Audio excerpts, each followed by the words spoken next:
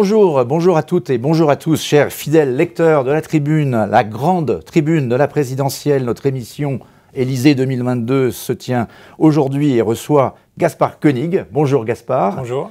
Candidat à l'Élysée, dont le nom du parti ou du mouvement dit tout, et tout un programme, on va en parler, simple, en 5 lettres, S-I-M-P-L-E. Avec moi pour interroger Gaspard, Robert Jules, qui est directeur adjoint de la rédaction de la Tribune, et chacun connaît... Ce sont deux intellectuels qui vont pouvoir partager ensemble leur passion du libéralisme. Alors, les lecteurs de la Tribune connaissent bien Gaspard Koenig. On a souvent eu l'occasion de l'avoir dans nos colonnes. C'est un parcours intellectuel d'abord, assez brillant, hein, major de Normal Sup, romancier, plume de Christine Lagarde à Bercy, créateur d'un think tank bien connu aussi, Génération Libre. C'est la publicité gratuite, hein, Gaspard, vous inquiétez pas. Génération Libre, enfin c'est vrai que vous êtes très, très présent dans les médias et les réseaux sociaux. Et Génération Libre, sur lequel vous remontez inlassablement, j'allais dire, sur le cheval du libéralisme. Alors le cheval, vous me voyez venir, Gaspard, le cheval de Désirada. Comment va Désirada? Destinada, pardon. Voilà. Désirada, c'est joli aussi. Oui. Destinada, pardon, qui est donc le cheval avec lequel vous avez refait, entre deux vagues de confinement, le parcours de Montaigne sur les routes de France, d'Allemagne et d'Italie jusqu'à Rome. Un voyage qui a forgé chez vous l'envie un peu folle, mais... l'envie, celle de prendre la route de la présidentielle avec un objectif qui pourrait rassembler une majorité des Français, mettre fin à la folie des normes qui enferment nos libertés. On vient de vivre 2 années, il faut dire, assez folles de ce point de vue-là. Oui. Alors, Gaspard, on va en parler pendant une petite heure. Simplifier quoi? Simplifier comment? Et pourquoi c'est très compliqué alors que ça devrait être simple, si j'ai bien compris? On va y revenir. Mais alors peut-être juste pour commencer, parce que la difficulté c'est d'y aller vraiment à cette bataille, vous êtes dans la pêche au parrainage. Alors il y a beaucoup d'élus locaux de tous bords qui regardent certainement cette émission et qui sont présents sur latribune.fr et sur nos sites en région. Je les salue d'ailleurs. Donc qu'est-ce que vous avez envie de leur dire? Vous les saluez, vous leur dites, vous en avez combien là? Aujourd'hui on est... aujourd'hui on a entre 100 et 200 promesses de parrainage, mais maintenant on n'en est plus tellement au stade des promesses puisque les CERFA partent tout seuls, si je puis dire, vers le Conseil constitutionnel. L'échéance c'est le 7 mars, c'est ça? 4 je crois. 4 mars, oui. C'est une épreuve qui est extrêmement difficile, mais qui est également légitime et instructive. Légitime parce que, on le voit sur le terrain, les maires sont quand même parmi les élus ceux qui sont le plus respectés, qui sont le plus au contact de leurs concitoyens. Et surtout, les maires, on ne peut pas trop les mener en bateau sur le libéralisme et les différents ismes et toutes les doctrines. Très vite, il faut parler de choses concrètes, de terrain. Donc c'est un bon test pour quiconque a des idées politiques, pour les décliner sur la réalité qu'ils vivent. Et donc, quelque part, je trouve que ce filtre-là est plutôt sain dans le cadre d'un système présidentiel qui, lui, est contestable. Donc, vous n'êtes pas là pour contester la pêche au parrainage, vous pensez? Non, je trouve que c'est un exercice... un bon filtre. Je trouve que c'est un exercice assez bon pour le candidat et que les maires sont légitimes pour opérer ce choix. Mais encore faut-il ensuite qu'ils jouent le jeu, puisque le grand problème que nous avons aujourd'hui, c'est pas tellement de convaincre les maires de me parrainer, c'est de convaincre les maires de parrainer tout court. Combien de fois n'ai-je pas d'appel où... le maire me dit oui, mais c'est très bien, mais moi, j'apprécie ce que vous faites, j'espère que vous y serez, mais moi, je ne parraine pas. À la dernière élection, c'est une combinaison de facteurs, mais à la dernière élection 2017, 2/3 des élus qui peuvent parrainer ne l'ont pas fait, 2/3, hein, donc c'est une abstention record, on parle d'abstention en France. Aujourd'hui, il reste 15 jours, on en est à 80% qui n'ont pas accordé leur parrainage. Il y a une forme de grève des parrainages qui n'est pas loin de poser une crise constitutionnelle. Parce que tout notre édifice électoral repose au fond sur cette sélection des maires. Si les maires continuent à retenir leur parrainage pour toutes sortes de raisons, parce que maintenant les signatures sont publiques, parce que les conseils municipaux sont très éclectiques, parce qu'ils en ont marre de toute façon de se faire harceler par les différents candidats et qu'ils ont l'impression qu'une fois élus, ceux-ci passent leur temps, ce qui est d'ailleurs tout à fait vrai, à les déposséder de leur pouvoir, à faire passer les compétences aux intercos. On va y revenir, ça, parce que vous avez des propositions à leur faire, donc ils devraient... Tout à fait,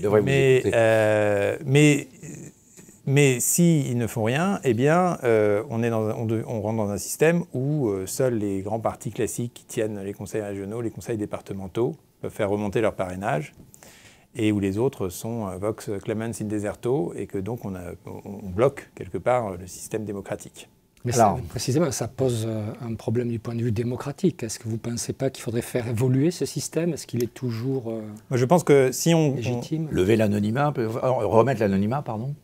quelque part, je comprends la nécessité de lever l'anonymat parce que le maire, il donne son parrainage en tant que maire, pas en tant que citoyen. Et donc, quelque part, il n'est pas complètement anormal que les électeurs puissent comprendre pour qui il a donné son parrainage. Je crains que ce débat ne nous mène vers des parrainages citoyens où là, des hurluberlus absolus pourront avoir accès au premier tour de la présidentielle, alors qu'encore une fois, le maire est un filtre parce qu'il connaît le terrain. C'est un professionnel de la profession, un peu. Oui, et puis on ne peut pas lui en compter. Voilà. Puis il est en responsabilité. Exactement.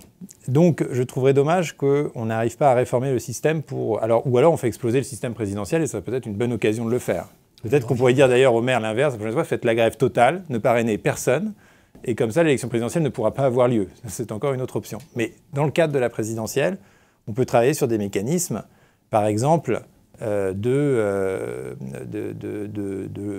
choix optionnels. Le maire dirait, moi, c'est numéro 1, numéro 2, numéro 3. Puis quand le numéro 1 atteint les 500 signatures, hop, ça se reporte automatiquement sur le numéro 2. Oui, parce que ce qui se passe dans le système aujourd'hui, c'est qu'il y a un certain nombre de candidats qui ne sont pas forcément les mieux placés dans les sondages, qui ont déjà plus que leurs 500 signatures. Ils peuvent en avoir. Donc il y a une forme de captation, c'est ça que... Et c'est surtout sur les très gros partis qui s'amusent maintenant à faire la course à qui en aura le plus. Avec les élus de ces partis-là qui se retiennent d'accorder leur parrainage à des gens qu'ils trouvent pourtant plus sympathiques, plus légitimes ou plus intéressants, parce qu'il faut montrer sa bonne volonté au politburo. Donc ça coince quand même, ça verrouille notre système démocratique. Donc il y a des petites choses à réformer qui pourraient être pas grand-chose, mais qui pourraient être suffisantes pour redonner de la légitimité à ce système. Bon, donc l'appel au maire, puisqu'on vous reçoit, nous, à la tribune, c'est qu'on considère que vous êtes un candidat sérieux, légitime et intéressant. On va en parler. Et donc l'appel au maire, c'est il faut parrainer tout ce qui peut permettre à la démocratie de se tenir et au débat d'avoir lieu. En tout cas, à la tribune, on y est évidemment favorable. Alors, avant de poursuivre sur les propositions, peut-être, Gaspard Koenig, vous demandez de quoi votre candidature est-elle le nom, en dehors de ce mot simple. Pourquoi est-ce que vous avez, à l'issue de ce voyage, qu'est-ce qui s'est passé dans votre tête pour vous lancer dans cette aventure ? Le fait que la France soit un pays suradministré, surbureaucratique, on le sait bien. Montaigne, dont j'ai suivi les traces, le disait déjà en 1580 et quelques, qu'il y a en France plus de lois que dans le reste de l'Europe. Tocqueville dénonçait la tutelle démocratique dans l'Ancien Régime et la Révolution. Et depuis Pompidou, tous les présidents de la République ont dit qu'il y avait trop de paperasse, la marée blanche de la paperasse. On emmerde les Français. Giscard, voilà, il reste valable aujourd'hui. Et le Conseil d'État écrit des rapports tous les 5 ans pour nous expliquer qu'il y a trop de normes. Et moi-même, dans le think tank que vous avez mentionné et que je préside, nous avons sorti un rapport sur l'inflation normative et les moyens de simplifier le droit avec Jean-Ludovic Silicani, conseiller d'État. On avait fait un grand colloque au Sénat. Et après, on avait fait comme tout le monde, on avait mis le rapport sur une étagère parce que c'est un sujet qui n'est pas sexy. C'est un sujet qui n'est pas glamour politiquement, c'est pas un sujet qui fait vendre, c'est un sujet qui paraît d'ailleurs un peu fastidieux, voire poujadiste. Et donc on dit, c'est un problème, et puis après parlons de choses plus amusantes. Et ce que j'ai constaté au cours de ma traversée du territoire, donc à cheval, mais le principe c'est d'être à cheval, mais surtout c'était d'aller parler aux êtres humains, aux bipèdes, qui m'accueillaient, et souvent qui m'accueillaient dans leur foyer. Et donc j'étais un peu une mouche sur le mur des dîners français.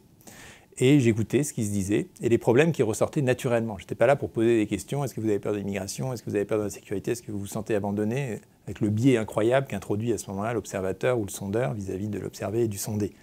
Donc j'étais là de manière très anonyme, sur un pied d'égalité, parce que j'étais vagabond, comme ça, sur le territoire. Et j'ai été frappé par la récurrence de ce que j'entendais tous les soirs à table, à chaque fois avec des catégories socio-professionnelles très variées. Et au lieu d'entendre parler des grains, des oiseaux, des animaux, de tout ce que j'étais venu chercher un peu, j'entendais parler de sigles, j'entendais parler du PLUI, de l'ABF, du SCOT, du SRADET, qui est le grand ennemi, de la DDT, de la DREAL, de la préfecture, de toute cette espèce de cage bureaucratique, de prison d'acier, comme disait Max Weber, dans laquelle nous sommes véritablement enfermés et qui concerne au premier chef les gens qui sont agriculteurs, qui sont plombiers chauffagistes, qui sont notaires, qui essayent simplement de vivre leur vie sur le territoire et qui en sont constamment empêchés. Et qui développent vis-à-vis de cette administration qui peut être très violente. Quand vous avez un moulin, la police de l'eau, elle arrive arme au poing sur votre propriété pour dire qu'on va fermer le bief, que ceci, que cela. Il y a des gens qui sont ruinés parce que ils ont, à un moment donné, pas rempli le bon papier, qu'ils n'ont pas donné le bon truc à la MSA, s'agissant des agriculteurs. Et les gens sont ruinés et paumés, complètement paumés. Désarmés. Désarmés et impuissants et glissent dans une forme de semi-anarchie où ils trouvent un interstice et où ils vivent cachés. Alors que ce sont les honnêtes gens, quelque part, ceux que l'administration devrait protéger, soutenir, aider, conseiller, qui maintenant en ont peur. Et donc tout ça, ça déstructure complètement l'état de droit, parce que les gens n'ont plus confiance dans la loi. Ils sentent que la loi ne leur fait pas confiance non plus, que si elle micromanage leur vie, c'est parce qu'on considère que de toute façon, ils vont faire des erreurs et qu'il faut les protéger contre eux-mêmes. Et ils ressentent ça de manière très intime.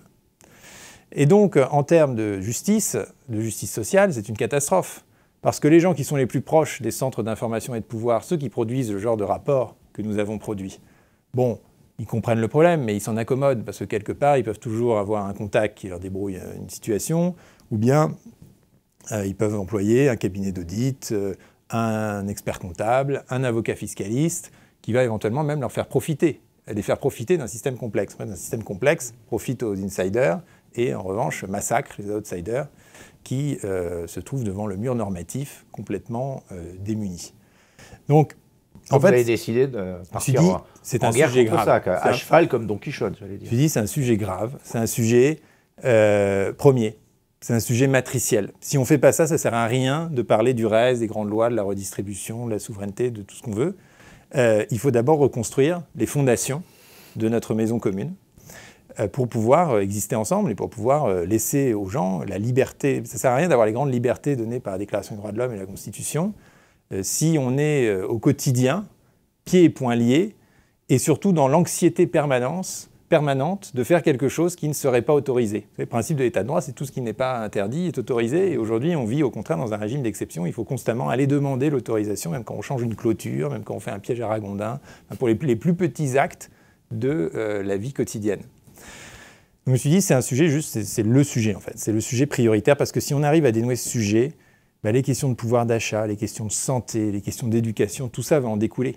Mais c'est aussi un sujet profond et un sujet culturel pour nous, parce que nous avons mis en place ce système après 2 siècles de jacobinisme, et donc remettre ça en cause, simplifier, faire confiance au plus petit échelon, c'est quelque part aller à l'encontre de 2 siècles de pratiques administratives, et changer totalement ce pays que Perfit avait caractérisé comme un pays de défiance et en faire un pays de confiance. Donc c'est à la fois modeste et incroyablement ambitieux, et ensuite la réforme que nous proposons est, elle, extrêmement radicale, presque utopique dans sa radicalité. Comme quoi les radicaux ne sont pas seulement aux extrêmes, mais peuvent aussi être dans le centre auquel j'appartiens politiquement. Mais lorsque vous parlez d'inflation de normes, est-ce que vous ne confondez pas la cause et l'effet? C'est-à-dire, est-ce que les normes ne sont pas les effets de causes qui se trouvent ailleurs, de l'organisation de la société? Mais si je vous comprends bien, vous vous dites que c'est au contraire ces normes-là qui sont la cause de ce blocage de la société. Il y a un cercle vicieux d'un côté, où effectivement les gens de plus en plus infantilisés demandent de plus en plus de normes, et à l'inverse, il y a un cercle. Oui, c'est ça. Pourquoi y a-t-il autant de normes? C'est ça la question. Et alors, il y a un problème. Un code du travail, on ne l'a pas amené, mais voilà, code civil, code de l'urbanisme, enfin, il y a une inflation normative qui a cherché à répondre. Qui est chiffrée, d'abord, qui est chiffrée. C'est quand même une machine. Combien de normes vous avez chiffrées? 400? Alors, il y a les normes codifiées, qui sont dans les codes, qui sont très précisément chiffrées de 348 000 et quelques. Et puis les non codifiés, on n'arrive même pas à les compter. Alors, le Conseil d'État va essayer de mettre un outil de comptage en place. C'est déjà une première étape. Voilà, c'est entre 400 et 500 000. Et bon, d'abord, il y a une machine qui est en inertie aujourd'hui. Les sociologues de l'administration, de Weber à David Graeber, nous expliquent qu'à un moment donné, les grosses bureaucraties, elles sont en roue libre, elles ont perdu leur sens, elles ont perdu leur vitalité. Un jour ou l'autre, elles vont s'effondrer d'un coup, car les barbares arrivent, dit David Graeber. J'espère que nous n'en arriverons pas là. Mais il y a aussi une raison quelque part culturelle, et je pense que le mouvement que j'essaye d'amener avec moi est aussi un moyen de répondre à cette question, à cette inquiétude, c'est la question du risque. Parce qu'effectivement, produire de la norme, c'est déléguer la responsabilité, et c'est essayer de construire la fiction d'un monde où l'ensemble des risques ont été prévus et gérés. Alors qu'à l'inverse, simplifier, comme le dit justement Portalis, le rédacteur du Code civil, c'est renoncer à tout prévoir. C'est-à-dire qu'il y a des moments où il y aura des incidents, des accidents, qui pourront être couverts par une assurance, mais qui ne sont la responsabilité de personne. Ça sera, comme dit Charles Bovary, la faute à la fatalité. Et c'est pas grave, la vie c'est comme ça. Il peut y avoir des accidents.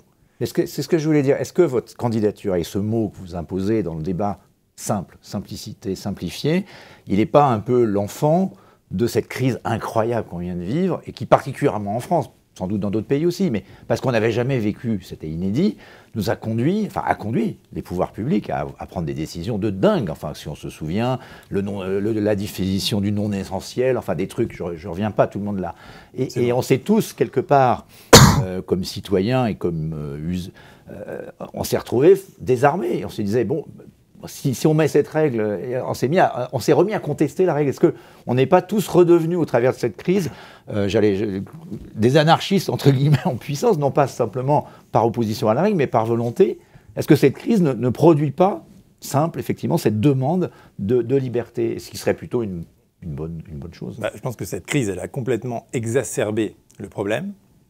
Tout le monde a pu voir en temps réel ce que c'était qu'une administration laissée à elle-même sans aucun contre-pouvoir et qui se met à produire de la norme, qui se met ensuite à regarder les exceptions, et puis sur chaque exception à trouver des sous-exceptions. Ah oui, mais si vous êtes propriétaire de cheval, ah oui, mais si vous promenez votre chien, mais si vous promenez votre chien dans une rue en pente, si vous allez dans un bar, des attestations, on a fait des blagues, quoi. Machin, bon.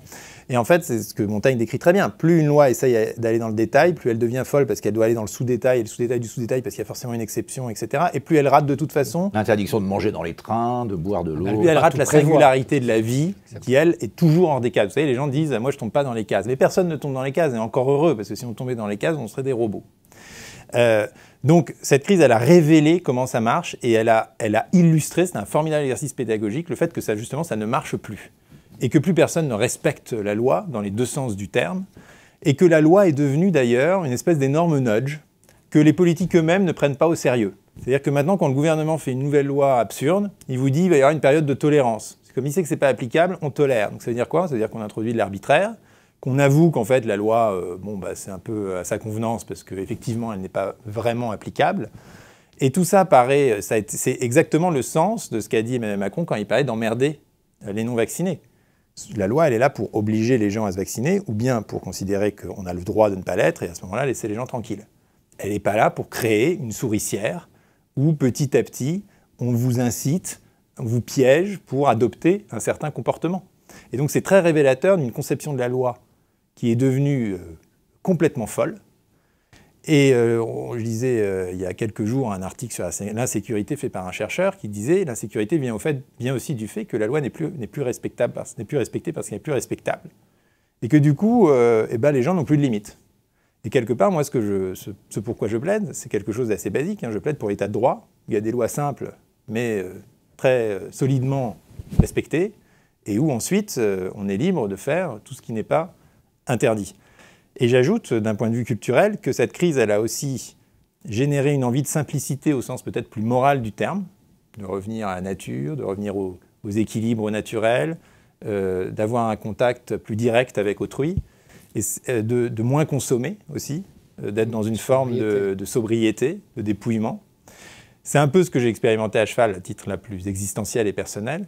Et donc je pense que ce thème administratif rejoint aussi un thème moral et philosophique qui est celui de la vie simple et qui est complètement adapté au siècle qui vient. Donc une forme de solution à nos problèmes.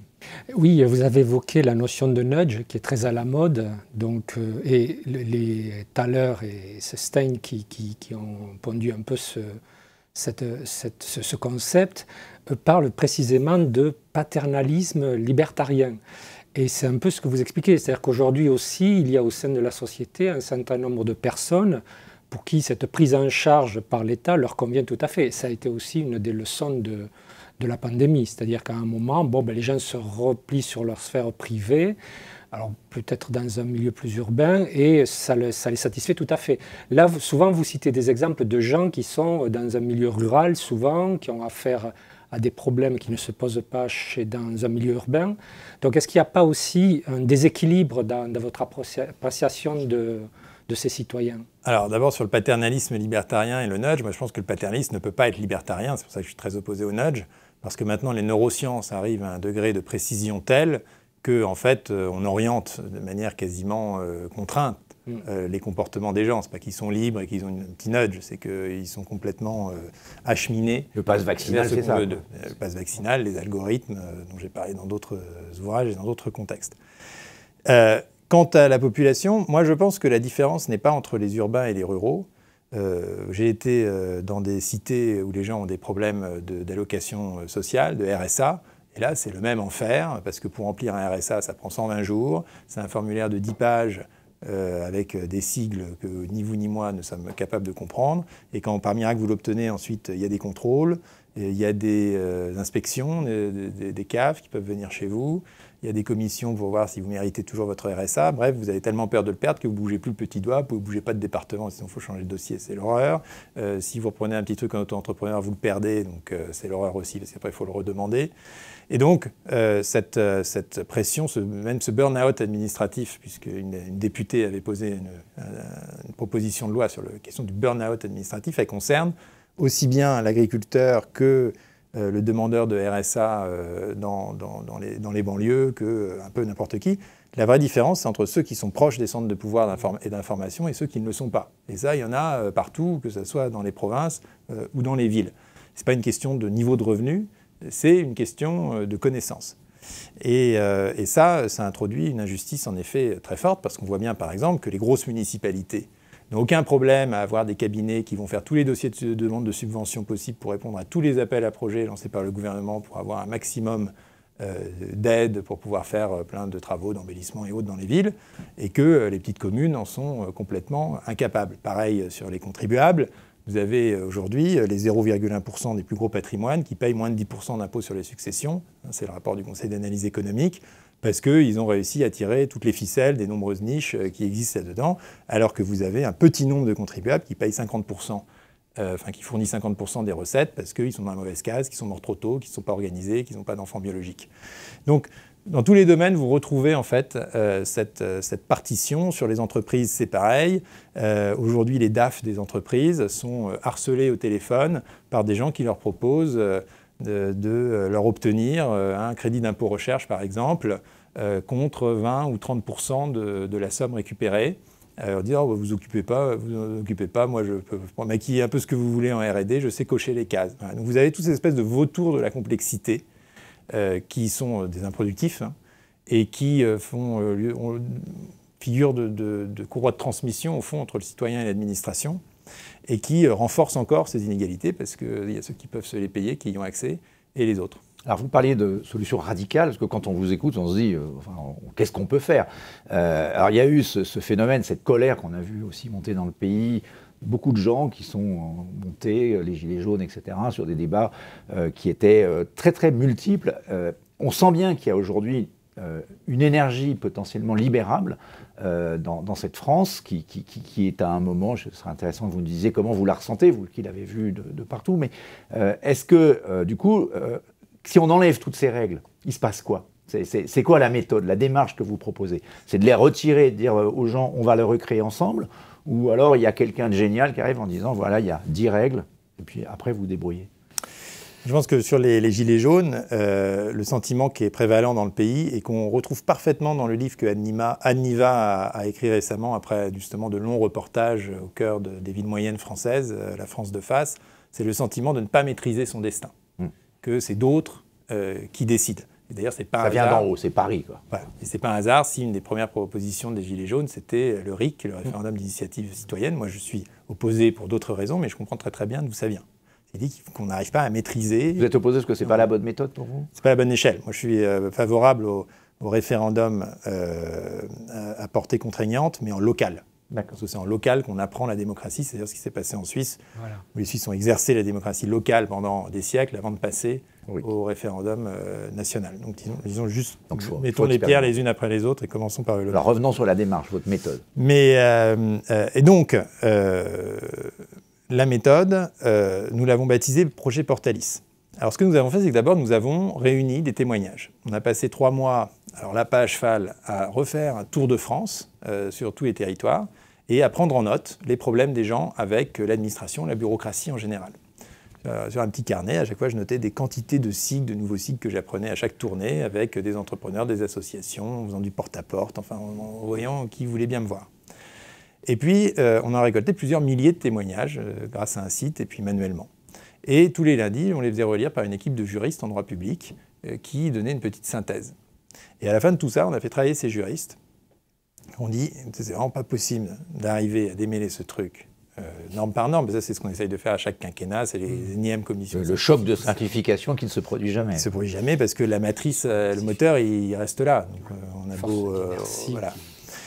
Bon, et donc, on a dit, il faut un moment de refonte institutionnelle, et donc il faut que ça soit une priorité politique. C'est pour ça que le projet que je porte a cette simplification comme matrice absolue. Ce n'est pas un projet parmi d'autres, c'est le cœur de ce que je propose, c'est un projet de société.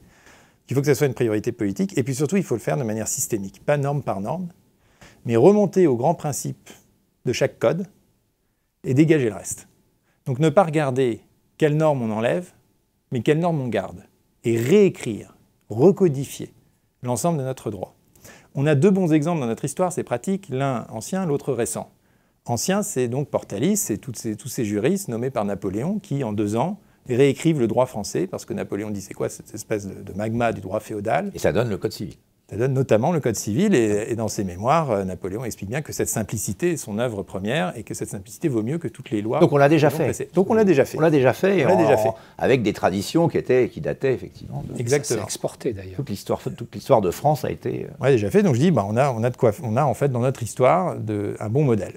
Et puis, il y a quelques années, je crois sous le quinquennat précédent, le gouvernement avait demandé à 2 éminents juristes, au-dessus de tout soupçon, Robert Badinter et Antoine Lyon-Camp, de réécrire, de dégager les grands principes du Code du travail.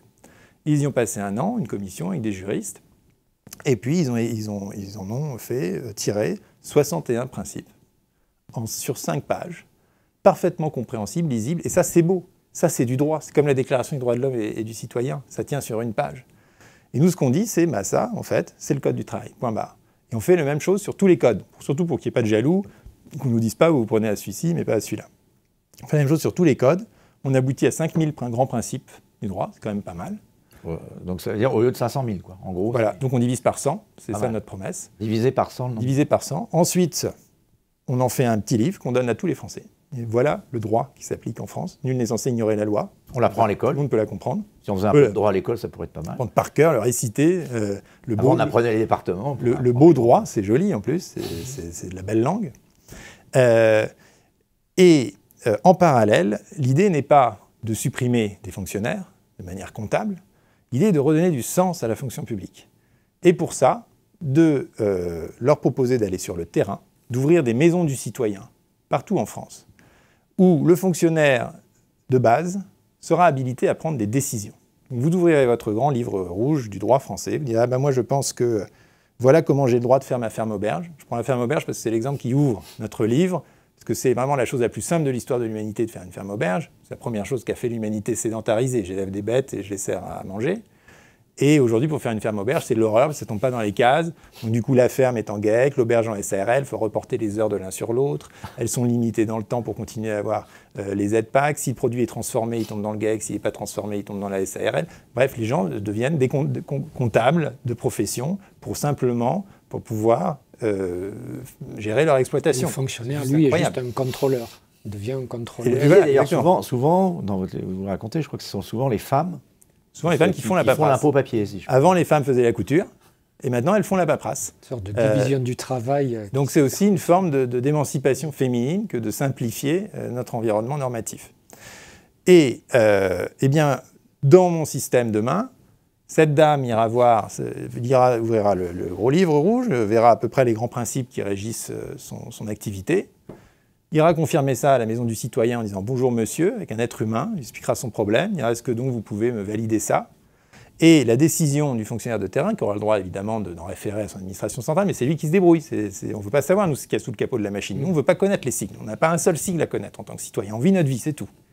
Et ensuite, il pourra délivrer un rescrit administratif qui donnera quoi ? Une sécurité juridique. On renverse la charge de la preuve. Sécurité juridique. Et c'est ça dont les gens ont besoin. Ils ont besoin de comprendre que c'est pareil, la même logique avec le revenu universel. On a besoin d'avoir une sécurité pour subvenir à ses besoins de base. Ben là, on sait que notre activité, elle est d'équerre. Et donc, on peut y aller, on peut l'étendre. On n'est pas constamment sous la menace de la commission ou de l'amende.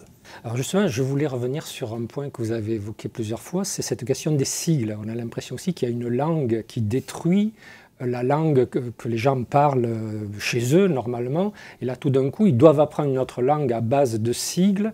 Et il y a toute une technique de langage qui ne va pas de soi, qui n'est pas naturelle. Est-ce que ça aussi, c'est quelque chose qui peut être changé? Et Sylvain Tesson, quand il écrit Les Chemins Noirs, dit que si Flaubert devait écrire par les chants et les grèves aujourd'hui, il écrirait par les ac et les up. Et il était frappé lui-même de voir qu'il allait dans les auberges et qu'il se trouvait en fait dans des espèces de monstres administratifs qui avaient des problèmes de est-ce que je suis qualifié en chambre d'hôte ou pas, est-ce que je dois mettre une porte coupe-feu ou pas. Et donc tout le monde finit par apprendre, par prendre une deuxième langue, en fait, qui est une langue d'acronyme, qui est une langue très laide. Et par ailleurs, et à côté de ça, on détruit les patois et on détruit les dialectes. Moi, je préférais qu'on réapprenne les dialectes et la langue bretonne. Parce que quand on nous dit l'administration, vous savez, maintenant, les politiques disent « Ah non, non, il faut la langue d'administration, c'est le français, on réhabilite l'édit de Villers-Cotterêts, on ne veut pas de la co-officialité de la langue corse. » Et en même temps, on nous impose la co-officialité de la langue des sigles que chaque citoyen est obligé d'apprendre.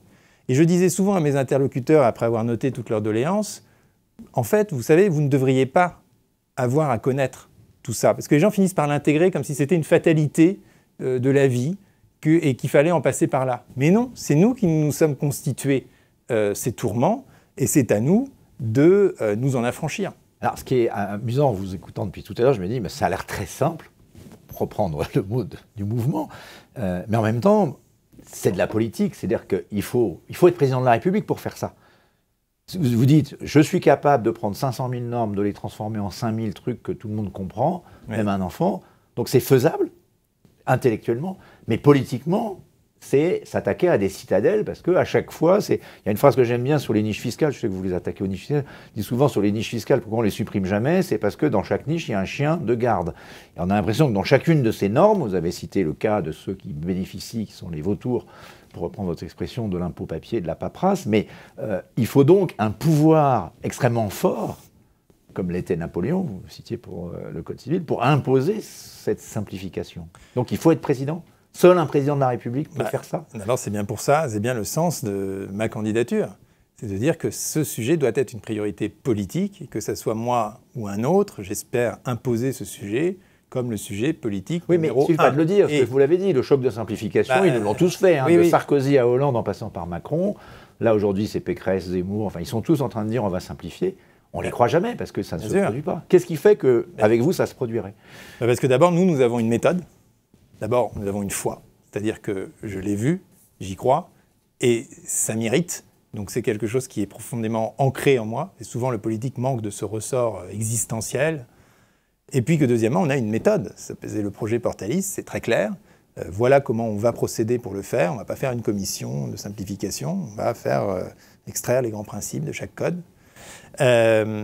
Ensuite, on ne pourra pas le faire contre l'administration. On va le faire avec l'administration. Et l'administration, c'est la première à le demander, si on le demande poliment, et si on lui demande démocratiquement. C'est la première victime, presque. C'est la première victime. Regardez, les conseillers d'État sont les premiers à dénoncer l'insoutenabilité de l'inflation normative, à publier des rapports là-dessus, à citer les grands maîtres juridiques, à dire qu'on ne peut plus continuer comme ça. Bon. Mais les fonctionnaires de terrain disent exactement la même chose. Écoutez les soignants qui écrivent des tribunes contre le blabla à l'hôpital. Écoutez les profs qui manifestent dans la rue contre les procédures sanitaires. Écoutez les chercheurs qui publient des tribunes dans le monde en disant que la nouvelle loi leur impose 165 critères pour les projets de recherche et qu'ils ne peuvent plus faire leur travail. Écoutez les policiers qui sont de plus en plus nombreux en effectif net, mais de moins en moins sur le terrain parce qu'ils passent leur temps au commissariat à faire de la paperasse. Les fonctionnaires eux-mêmes vous disent ce message. Il y a aujourd'hui un mal-être dans la fonction publique qui est l'objet de nombreux rapports. Il y a de moins en moins d'ailleurs de jeunes qui veulent devenir fonctionnaires. Pourquoi ? Parce qu'on est exactement dans le processus décrit par David Graeber, les bullshit jobs, les process. Donc, quand vous remettez les fonctionnaires. La crise Covid, il n'y avait pas assez de lits à l'hôpital, c'était en grande partie parce qu'il y a beaucoup trop d'administratifs aujourd'hui qui ne voient jamais les malades. Il y a 10 à 15% de plus d'administratifs dans l'administration française, de gens qui sont dans le back-office, que dans les pays voisins. Et remettez ces gens sur le terrain avec comme mission d'aider, de donner conseil, mais ils sont beaucoup plus heureux eux-mêmes, et tout le monde sera plus heureux. Et voilà une bonne manière de redonner du lien social et du sens à nos vies. Est-ce qu'il n'y a pas non plus un problème de responsabilité ? C'est-à-dire que cette inflation de normes. Alors c'est bizarre parce que la manière dont vous le décrivez, on a l'impression que ça se fait, mais comme on disait avant, c'est un procès sans sujet. C'est-à-dire on ne sait pas qui commande ça, puisque tout le monde veut simplifier. Et donc du coup, est-ce que, je reviens un peu sur ce que je disais tout à l'heure à propos du nudge, est-ce qu'il n'y a pas quand même une volonté de déresponsabiliser qui trouve une demande dans ce sens? Mais moi, je pense qu'il y a d'un côté un cercle vicieux qui est que l'infantilisation produit des comportements infantiles. On a tous triché pendant la pandémie, on s'est tous mis 3 attestations dans les poches, on a tous eu peur du gendarme plus que du virus. Mais qu'à l'inverse, la responsabilisation crée des comportements rationnels et vertueux. Et moi, c'est ce que j'ai vu dans toutes les expériences étrangères liées un peu à ce type de sujet, autour de la liberté, que ce soit les communes suisses, quand elles votent la loi en assemblée cantonale. Je trouve ça remarquable de voir que quand les gens ont vraiment la responsabilité de ce qu'ils vont porter, parce que leur vote va compter, et ben tout d'un coup, ils font attention. Quand vous donnez aux gens un revenu universel au Brésil, et qu'ils savent que c'est de l'argent qui leur est véritablement donné, mais qu'ensuite ils en sont responsables, ils vont décider eux-mêmes de leur vie, tout d'un coup, ils en ont une approche extrêmement précautionneuse. Quand vous légalisez les drogues au Colorado, et que donc vous dites aux gens, maintenant vous pouvez fumer, mais voilà les conséquences, avec une politique de santé publique, avec des normes d'hygiène, tout d'un coup les gens se responsabilisent. Donc voilà, créer un espace de liberté, c'est permettre aux gens de développer une forme de maturité. Alors, du coup, est-ce qu'il n'y a pas quand même la question que vous évoquez d'ailleurs dans votre programme de la spécificité française qui est cette présidence, c'est-à-dire où on a l'impression d'élire chaque 5 ans quelqu'un qui est comme une sorte de prophète qui va nous sauver de tout. Et en définitive, on s'aperçoit que tous ces présidents, sans remettre en cause leur volonté de faire bien, se heurtent systématiquement au même problème qui s'amplifie. Et je dirais aussi la question du Parlement, c'est-à-dire qu'aujourd'hui notre Parlement est juste une sorte de caisse d'enregistrement, d'une certaine manière, de ce qui est décidé ou à Matignon ou à l'Élysée. Oui, évidemment, la logique de ce que je défends s'applique à l'ensemble des domaines et de manière assez naturelle et conforme d'ailleurs avec ma famille doctrinale. Je suis opposé à l'élection du président de la République au suffrage universel, à cette espèce de rencontre toujours ratée entre un homme et un peuple, à cette hyper-personnalisation du pouvoir qui fait qu'on reporte tous ses maux ou tous ses bonheurs sur un homme qui devient responsable de tout et qui, de fait, n'est responsable de rien. Il est quand même responsable de la guerre. Oui, mais ce que je veux dire, c'est que vous voyez bien ce qu'on a vu pendant la crise des Gilets jaunes. Il était comptable de tout. On lui reprochait le moindre nid de poule. Évidemment, parce qu'aujourd'hui, le moindre nid de poule, c'est plus la commune qui le traite, c'est le département avec des dispositifs de péréquation compliqués. Et donc, en fait, tout ça vient de l'État. En fait, tout ça vient de Macron. Et puis voilà. Donc, tout ça n'est pas très sain, tout ça n'est pas très adulte. C'est un peu le stade infantile de la démocratie, cette élection présidentielle au suffrage universel. Alors, j'y participe aujourd'hui parce qu'il faut jouer dans les règles du jeu. Mais je pense qu'une autre conception de la présidence est possible, que celle-ci a été incroyablement verticale, incroyablement recentralisatrice sur le plan de l'organisation du territoire, sur le plan des libertés publiques, sur le plan de l'économie. Celle-ci, vous voulez dire Macron? Oui, sur le plan de l'économie, avec ce haut commissaire au plan qui a ressuscité. Et qu'on peut gouverner, diriger, présider autrement, plus modestement, quelque part, s'en tenir à ces grandes orientations, le projet Portalis, l'autonomie locale, le revenu universel, et ensuite laisser le gouvernement gérer les affaires courantes en étant véritablement responsable devant les chambres. Et j'ajoute que dans un système où la loi est simple, on n'a plus que 5000 principes, le rôle du Parlement est moins de faire constamment la loi que de contrôler l'action du gouvernement, qui est d'ailleurs son rôle constitutionnel premier. Et donc moi je préfère un Parlement qui passe beaucoup plus de temps à faire de l'évaluation ex ante, ex post, et à contrôler l'action des ministres en disant attention, là vous touchez aux libertés, attention, ça c'est pas possible, qu'un Parlement qui passe son temps à légiférer, en effet. Alors parlons un petit peu de la décentralisation, justement, parce que vous avez parlé beaucoup de vos déplacements en France, et c'est vrai que vous appelez à ce que vous appelez un pacte girondin, c'est pas la première fois qu'on entend ça dans une élection présidentielle. Il y a eu plusieurs actes de décentralisation, même dans cette présidentielle-ci, beaucoup en tout cas, disent qu'ils veulent faire un nouvel acte de décentralisation. Ça serait quoi la décentralisation de Gaspard Koenig? Alors, le problème simple décentralisation, mais ça veut dire que les précédentes n'ont pas résolu le problème, non, en tout cas. Parce que les décentralisations aujourd'hui sont conçues de manière centralisée. C'est-à-dire qu'on dit on construit depuis Paris les ensembles régionaux, départementaux. On dit c'est ça, la Grand Est, c'est ça, etc. Et puis après, on définit les compétences et qui va les exercer. Et d'ailleurs, on en retire aujourd'hui aux communes pour les mettre dans les intercos, puis on en redonne aux régions, et puis voilà, on fait son petit jeu comme ça depuis les bureaux. Donc d'un côté, en fait, les acteurs locaux sont simplement quasiment des exécutants de la politique gouvernementale, donc c'est pas tellement qu'on décentralise, c'est qu'on leur délègue des compétences. Et par ailleurs, comme ils n'ont plus quasiment aucune autonomie fiscale, ils vont constamment aller demander de l'argent à l'échelon du dessus, département, région, État, puisque aujourd'hui, quand vous êtes locataire d'une commune, vous n'avez plus aucun lien. Dans une vraie décentralisation, fiscal. il faut refaire une réforme fiscale avec des échelles. Dans une vraie décentralisation, il faut faire de la décentralisation à partir du bas. C'est ce qu'on appelle, de manière un peu pédante, la subsidiarité ascendante. Et le principe, c'est le plus petit échelon détermine les compétences dont il ne veut pas se saisir et les délègue à l'échelon du dessus, et ainsi de suite jusqu'à l'État, qui est la voiture balai, qui récupère ce dont personne ne veut, ce qui est son rôle. Mais ça veut dire quoi? Ça veut dire qu'évidemment, quand vous assumez des compétences, vous assumez les responsabilités, y compris fiscales, qui les accompagnent, et que par ailleurs, vous aurez une organisation du territoire qui sera modulable et qui sera en fait spécifique à chaque région. Il faut que les régions, que même les ensembles régionaux, émergent par auto-identification depuis le bas, par ordre spontané, et pas depuis le haut. Ça ne sert à rien de faire une énième réforme, il y a millefeuille territoriale. Oui, ça ne sert à rien de faire une énième réforme disant on supprime les départements ou les régions, machin, parce qu'il y a des endroits où le département fait sens. Dans les Hautes-Alpes, ça fait sens d'avoir un département. En Île-de-France, ça ne fait pas sens. Ça dépend. Et donc, il faut trouver les structures institutionnelles pour que ce processus puisse se faire depuis le bas. Nous, ce qu'on propose, du coup, très concrètement, c'est que, les communes puissent sortir de leurs intercommunalités, récupérer les compétences qu'elles souhaitent. Imaginez-vous qu'aujourd'hui, on enlève aux communes la compétence de la gestion de l'eau. Avec cette logique terrifiante, verticale, néolibérale pour le coup, de l'efficience. En disant, plus on gère ça d'en haut, c'est le rêve du gouvernement qu'il n'y ait plus de communes, plus c'est géré par des gros ensembles, plus c'est efficace, les communes elles ne savent pas faire, etc.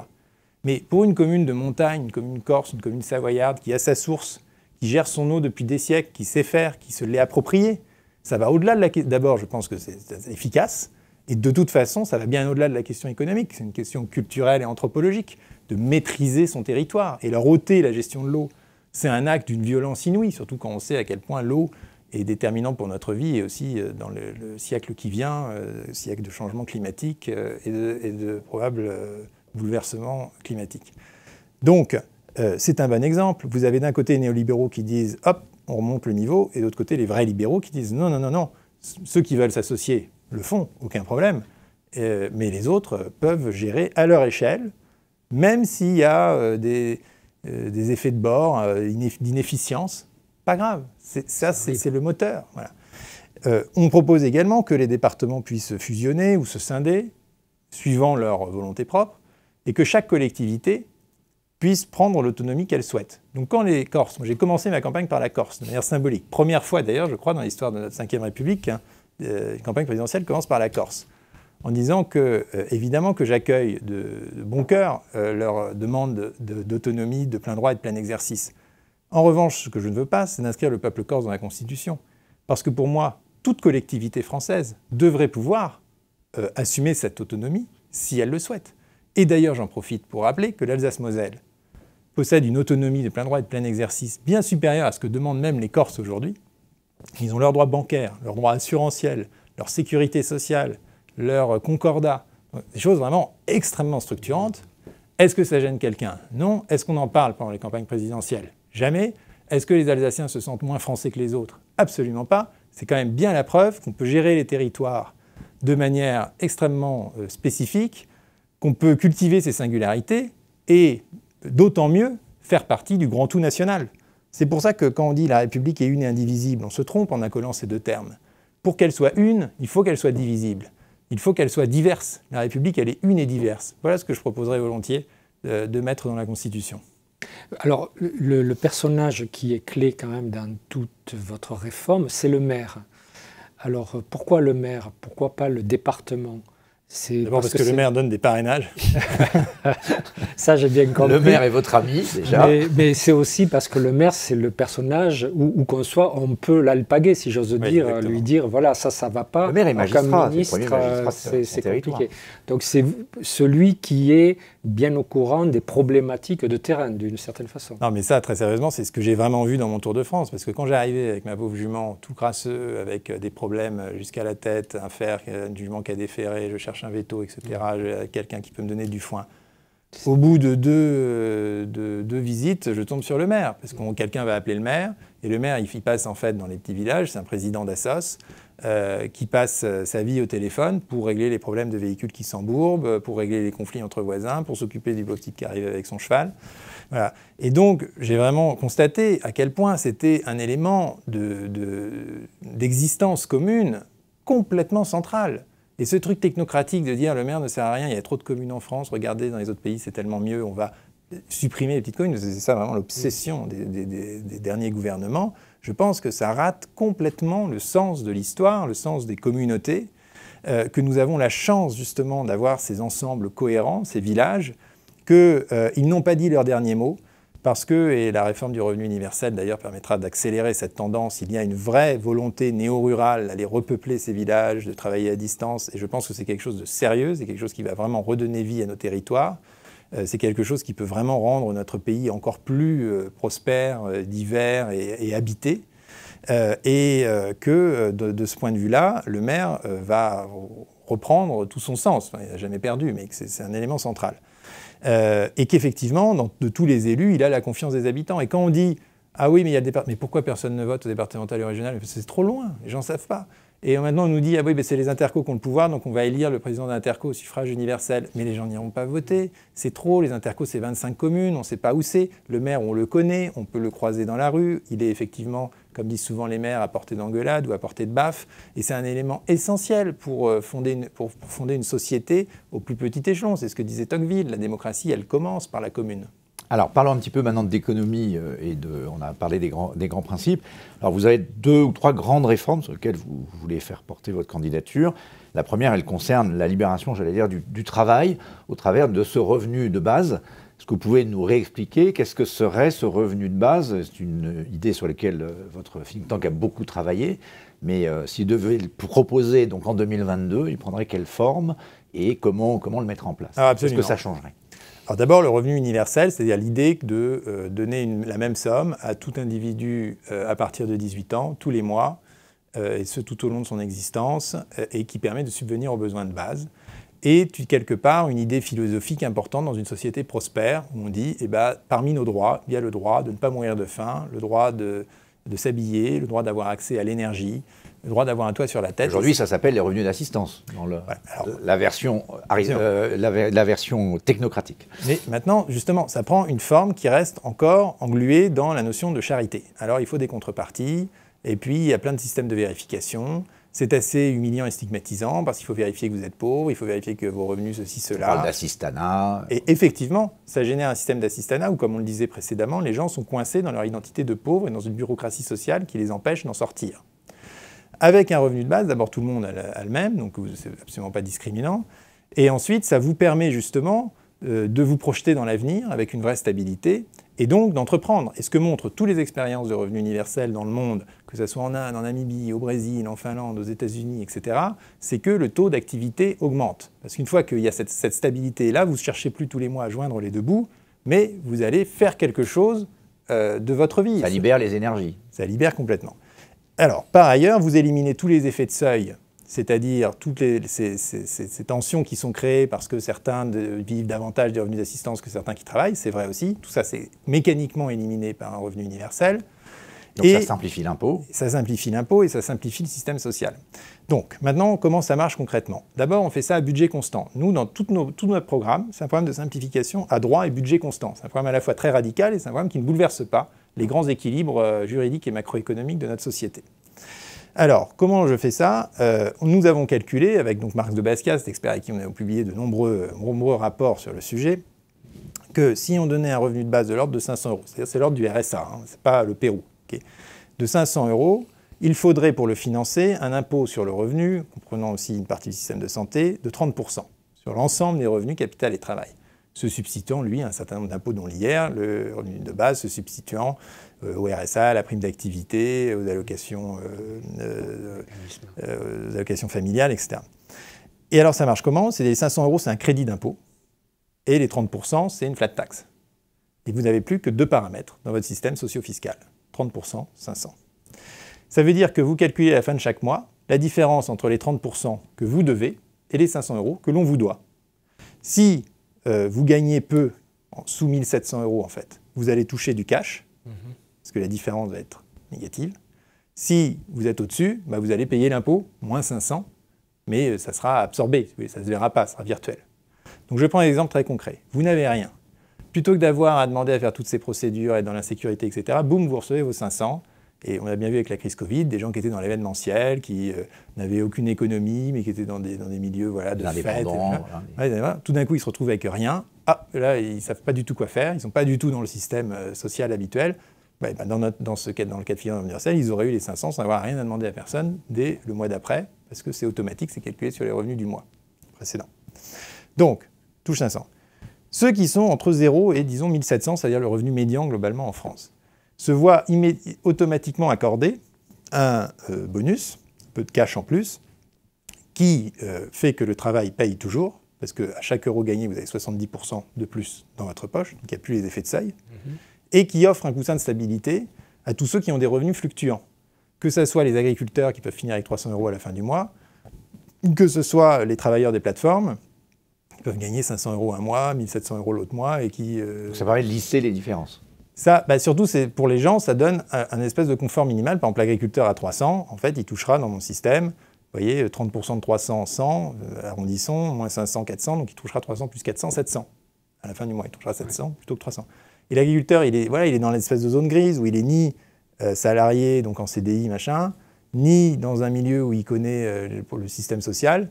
Bon, et bien là, c'est quelque chose qui est immédiatement ajusté à sa situation.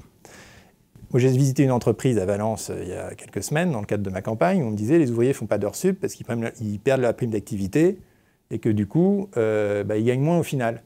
Dans mon système, tout ça, c'est impossible, parce que ça se substitue aussi à la prime d'activité, ça ajoutera mécaniquement à leur salaire. Ça permet de corriger les désincitations. Exactement, et ça donne aussi un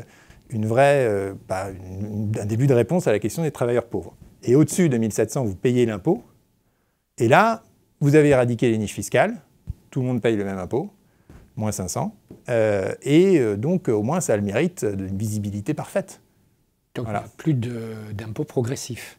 En fait, c'est progressif. C'est progressif parce que à 1 700, vous êtes à 0 brut d'impôt, puis plus vous touchez, plus vous allez vous rapprocher des 30%.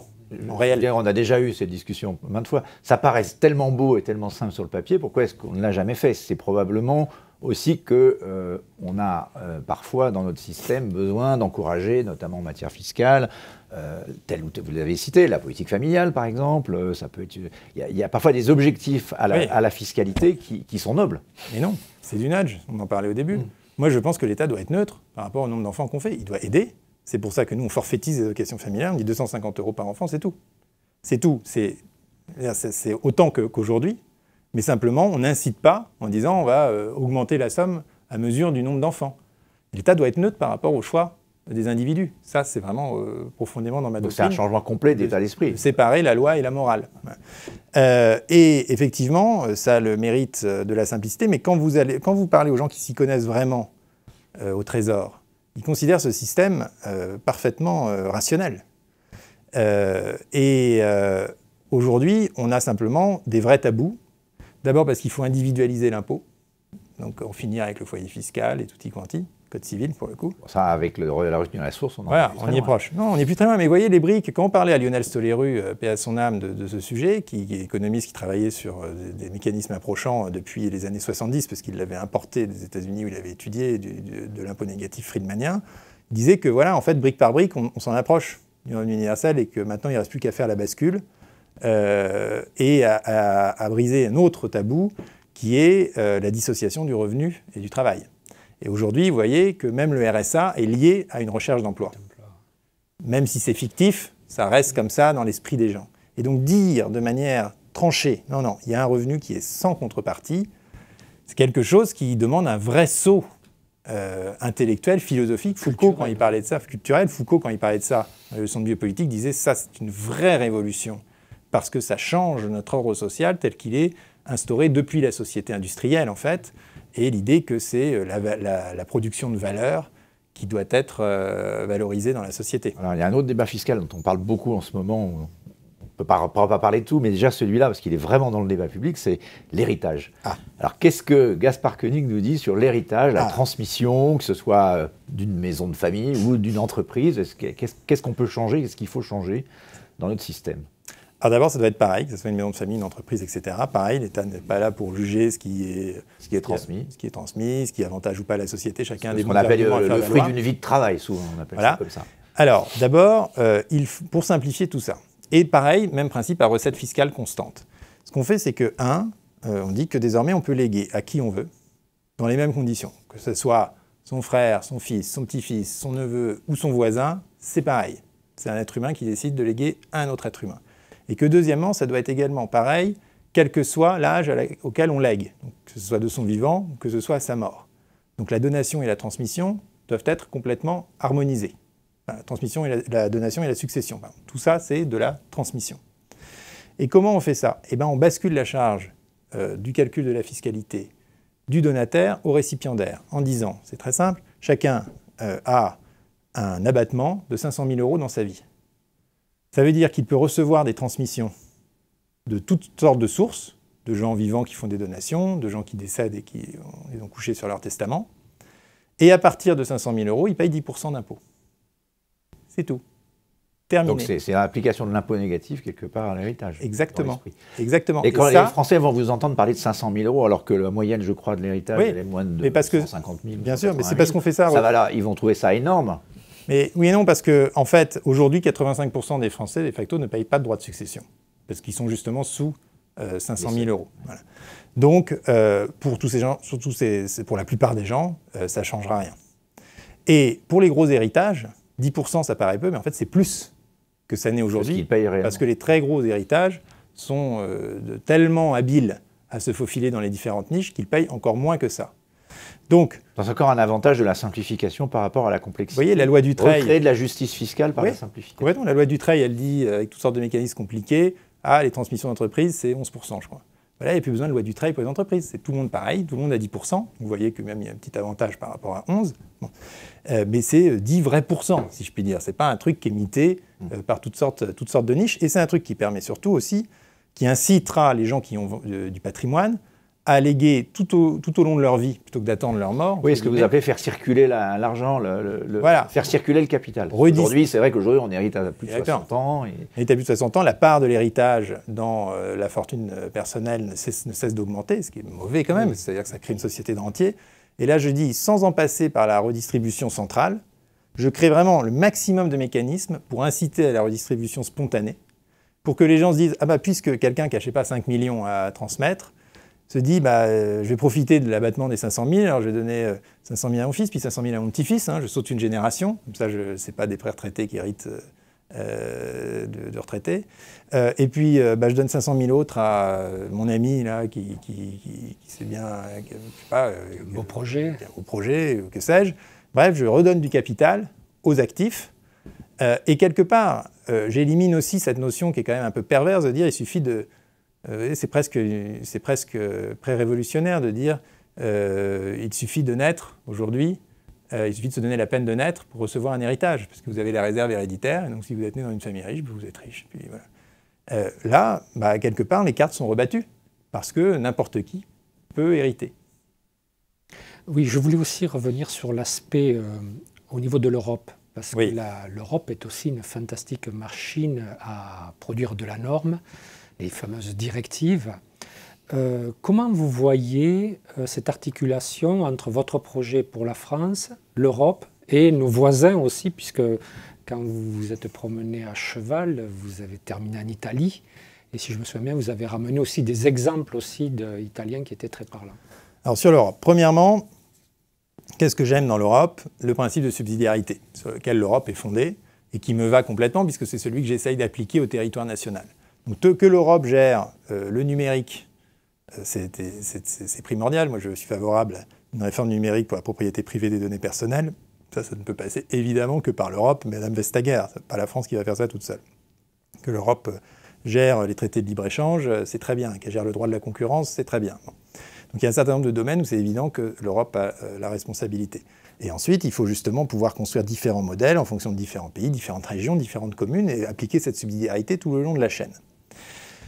C'est pour ça qu'à la fois je suis pro-européen et je suis opposé à l'approche de l'actuel gouvernement sur l'Europe qui vise à une harmonisation sociale et fiscale, mais globalement une harmonisation, une uniformisation du droit européen et des dispositions intérieures à chaque pays. Moi, je suis pour qu'il y ait le maximum de diversité en Europe, là aussi fidèle à sa doctrine, et pluribus unus, c'est de la diversité que naît l'unité. Je connais très bien la Roumanie parce que ma femme est roumaine. Je me désespérerais que la Roumanie ait les mêmes lois que la France, le même droit du travail, le même droit de l'environnement, le même... Non, il faut qu'il y ait des expérimentations possibles, il faut qu'il y ait de la différence, il faut qu'il y ait une imagination qui puisse créer des expériences reproductibles ou qui ne marchent pas. Voilà. Ensuite, sur le projet de simplification, nous estimons qu'avec les juristes avec qui j'ai travaillé, il y a 10% des normes françaises qui sont vraiment dans le dur, des normes directement européennes, appliquées des règlements, et auxquelles on ne peut pas trop toucher. Mais on estime aussi qu'on a 90% du droit sur lequel on peut faire le ménage en interne. D'abord parce qu'il y a de larges pans type socio-fiscal sur lequel on a complètement la marge de manœuvre, et d'autre part parce que souvent on reproche à l'Europe ce qui est en fait de la surtransposition française. La France est le pays qui surtranspose le plus, c'est-à-dire qui complexifie le plus une directive. On voit ça quand vous parlez avec les riziculteurs de Camargue. Ils vous expliquent qu'ils ont 3 fois plus de produits phytosanitaires interdits que leurs concurrents italiens et que non, c'est pas juste. C'est vrai, c'est pas juste. Ça crée une concurrence déloyale. Parce que mais ça vient pas de Bruxelles, ça vient de nous. C'est à la base d'une même directive. Ils disent c'est à cause de l'Europe, mais non, c'est à la base d'une même directive. La France a surtransposé. C'est ma liste. Voilà. D'ailleurs, le précédent Premier ministre Édouard Philippe avait émis une circulaire, je crois, demandant à ses services de cesser de surtransposer, mais évidemment, ça ne s'est pas produit. Donc, déjà, si on arrive à résoudre, à faire le ménage chez nous, 2, à arrêter la surtransposition, on y verra beaucoup plus clair. On propose aussi de codifier le droit européen pour savoir exactement ce qui vient du droit européen, alors qu'aujourd'hui, ce n'est pas clair. Et ensuite, rien n'empêche de porter la même approche à Bruxelles. On va terminer cet entretien, malheureusement, mais on pourrait passer des heures, mais deux ou trois petits sujets peut-être à rassembler ensemble. On parle évidemment du climat, les grands enjeux des années 2020, tout le monde ne parle que de l'écologie, de l'environnement. Alors, qu'est-ce que vous avez à dire de simple pour y arriver est-ce que vous voyez, vous avez parlé d'économie effectivement plus sobre, de frugalité, vous l'avez même expérimenté. C'est quoi les solutions de Gaspard Koenig pour sauver la planète, pour aller vite? Alors, moi, je pense qu'il y a 2 problèmes différents qu'on a tendance à confondre. C'est d'un côté le droit du vivant et de l'autre côté la question des émissions carbone et du réchauffement climatique. Le réchauffement climatique, c'est un problème pour l'espèce humaine. Ce n'est pas un problème pour la planète, parce que la planète, elle va recréer des nouvelles espèces, elle va évoluer, les continents vont évoluer. C'est un problème pour nous, parce que nous, on va avoir des grandes migrations, nous, on ne va plus pouvoir vivre, ça ne va plus correspondre à nos propres exigences biologiques. Donc il faut traiter ce problème, mais il ne faut pas oublier que c'est un problème égoïste, entre guillemets, de l'espèce humaine qui essaye de corriger quelque chose qui est nuisible pour elle-même. Et qu'elle a créé elle-même. Et puis, d'à côté, il y a un autre problème qui est celui du droit du vivant, c'est-à-dire comment je donne des droits à ceux qui vivent pour entretenir et pour faire fructifier, pour qu'il y ait plus de diversité dans les écosystèmes. Donc sur le droit du vivant, nous, on a une approche assez ferme qui consiste à donner des droits aux animaux et évidemment à dire que la première mesure à prendre, c'est d'interdire l'élevage intensif, parce que c'est lui qui produit 99% de la souffrance animale. Ce n'est pas la peine de s'acharner sur la chasse, qui est marginale en fait par rapport à la masse de souffrance produite. La question, c'est l'élevage intensif. C'est une question qu'on ose moins aborder parce que, évidemment, économiquement et politiquement, c'est plus difficile. Encore faut-il le définir en termes de densité de bêtes au mètre carré et d'accès à l'air libre, sur des critères simples, et de dire ça, c'est plus possible. On ne peut plus vivre dans une société où on torture littéralement un certain nombre d'êtres vivants. Et si je défends les individus en tant que libéral, je défends aussi les individus non humains. Et puis, deuxièmement, il y a la question du réchauffement climatique. Et là, moi, je suis très classique. Je suis favorable à l'instauration d'une taxe carbone, qui est le meilleur moyen de corriger les externalités tout en laissant l'innovation, le marché et l'innovation prospérer. Voilà, jouer son rôle. La différence, c'est que notre proposition consiste à utiliser tous les produits, redistribuer immédiatement le produit de la taxe. Ne pas l'investir dans je ne sais quoi, la planification écologique ou autre. Dire, on redistribue. Donc ça doit être en circuit fermé. Mais on redistribue de manière forfaitaire. Parce qu'évidemment, si on annule l'effet de la taxe pour chaque individu, ça ne sert à rien.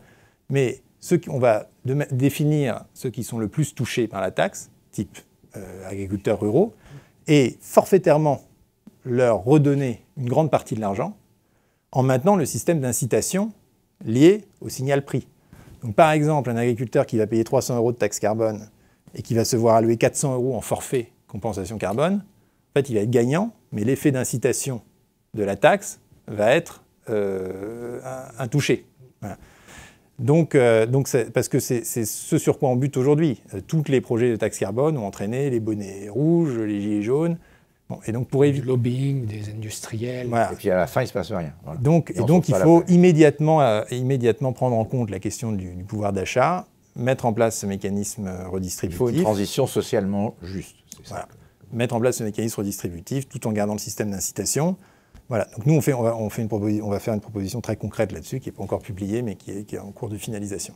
Une dernière petite question rapide sur le monde numérique. Vous le voyez comme un instrument d'asservissement, un instrument de libération.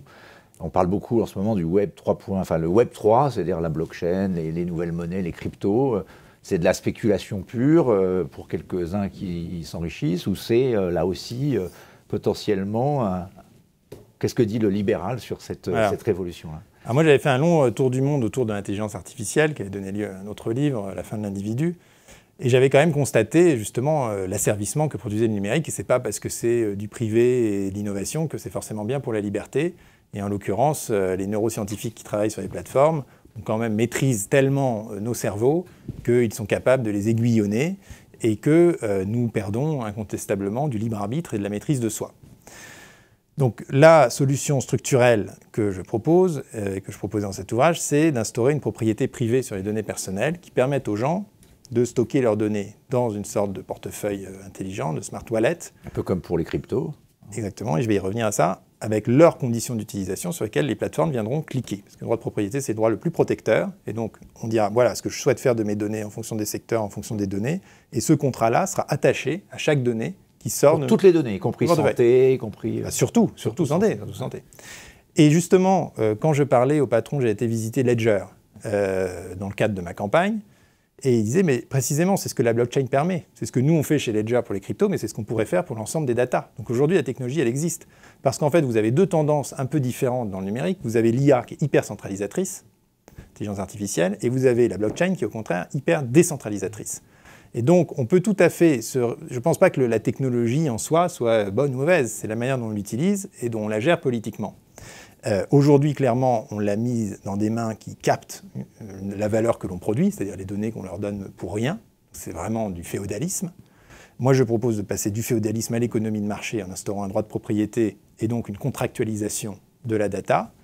Et grâce à la blockchain, chacun pourra maîtriser l'usage qu'il souhaite faire de son destin numérique. Donc tout ça va toujours dans le même sens, c'est la maîtrise de son destin en tant que citoyen avec la simplification, en tant qu'individu avec le revenu universel, en tant que collectivité avec l'autonomie locale, en tant que vivant avec le droit des animaux, en tant que producteur de données ou internaute avec la propriété privée des données personnelles. Écoutez, Président Koenig, vous nous avez en tout cas passionné. Je ne sais pas si vous arriverez, on vous souhaite évidemment de trouver vos 500 signatures. J'y travaille. On embrasse Destinata, c'est ça ? Destinada. Destinada. Il paraît qu'elle ne veut plus vous voir, elle a peur de vous repartiez après l'élection. Vous êtes bien renseigné, et c'est la preuve que le cœur d'un animal est toujours à reconquérir. Absolument. Merci en tout cas d'être venu sur notre plateau de la Tribune. Merci à Robert de m'avoir accompagné et bonne retransmission. Merci. À bientôt.